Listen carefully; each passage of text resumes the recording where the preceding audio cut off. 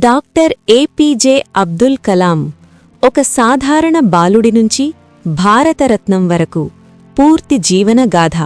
సాధారణ జీవితం, అసాధారణ కలలు, పేద కుటుంబంలో పుట్టి దేశానికే దిశ చూపిన మహానుభావుడు. విజ్ఞానం, వినయం, దేశభక్తి మూడూ ఒకే వ్యక్తిలో కనిపించే ఆ గొప్ప మహానుభావుడే డాక్టర్ ఏపీజే అబ్దుల్ కలాం గారు.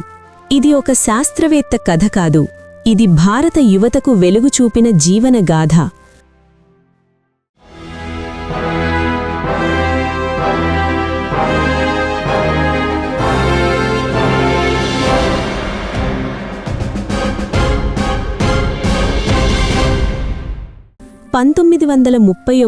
అక్టోబర్ 15 తమిళనాడు రాష్ట్రం రామేశ్వరం అనే చిన్న పట్టణంలో అబ్దుల్ కలాం జన్మించారు.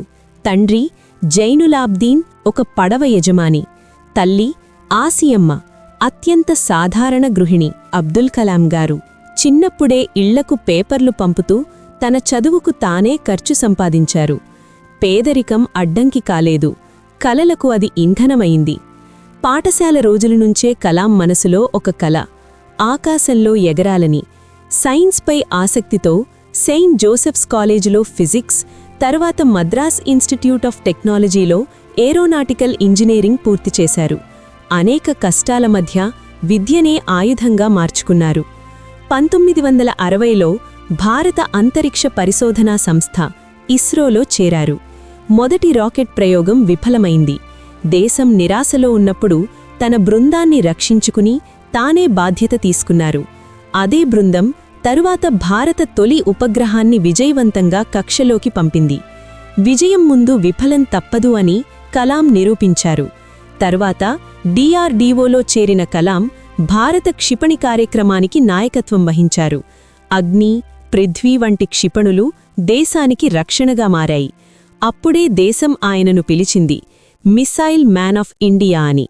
అయితే ఆయనకి ఆయుధాలు కాదు, దేశ భద్రతే లక్ష్యం. 2002లో డాక్టర్ అబ్దుల్ కలాం భారతదేశ 11వ రాష్ట్రపతిగా ఎన్నికయ్యారు. అధికారానికి కాదు, ప్రజలకు దగ్గరగా ఉండే పీపుల్స్ ప్రెసిడెంట్ అయ్యారు. పిల్లలతో మాట్లాడటం, విద్యార్థులకు కలలు నేర్పడం ఆయన ఆనందం. రాష్ట్రపతి పదవి తర్వాత కూడా ఆయన విశ్రాంతి తీసుకోలేదు. విద్యార్థుల మధ్యే జీవితం గడిపారు. పుస్తకాలు రాశారు, ఉపన్యాసాలు ఇచ్చారు, యువతకు దిశ చూపారు. డ్రీమ్ బిగ్, వర్క్ హార్డ్ అనే సందేశం తన జీవితంతోనే చెప్పారు. 2015 జూలై 27న షిల్లాంగ్లో ఉపన్యాసమిస్తూ ఆయన చివరి శ్వాస విడిచారు. బోధిస్తూ, ప్రేరేపిస్తూ ప్రయాణం ముగిసింది. కాని ఆయన ఆలోచనలు ఎప్పటికీ బ్రతికే ఉంటాయి. డాక్టర్ అబ్దుల్ కలాం ఒక వ్యక్తి కాదు, ఒక దిశ, ఒక ప్రేరణ, ఒక యుగం. పేదరికం అడ్డుకాదని, కలలు నిజమవుతాయని ఆయన జీవితమే సాక్ష్యం. మీరు ఎక్కడ పుట్టారో ముఖ్యం కాదు, మీరు ఎక్కడికి చేరాలనుకుంటున్నారో ముఖ్యం. ఈ మాటలకు అర్థం డాక్టర్ కలాం జీవితం. ఈ కథ మీకు మోటివేషనల్గా అనిపిస్తే ఈ వీడియోని లైక్ చేయండి, షేర్ చేయండి. ఇలాంటి నిజమైన భారత మహానుభావుల కథల కోసం భవిష్యత్తు మార్గం ఛానల్ని సబ్స్క్రైబ్ చేయండి.